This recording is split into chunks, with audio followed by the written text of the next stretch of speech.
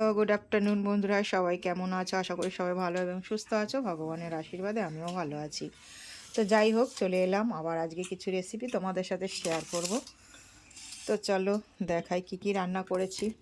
দেখো, এখানে করেছি মাছের তেল, কাতলা মাছের তেল করেছি পেঁয়াজ দিয়ে আর একটু রসুন দিয়ে, কাঁচা লঙ্কা, কালো জিরে ফোড়ন দিয়ে করেছি। কুমড়ো শাক ডাল দিয়ে আর নানান রকমের সবজি দিয়েছি, দিয়ে একটা শুকনো করে করেছি কুমড়ো শাক।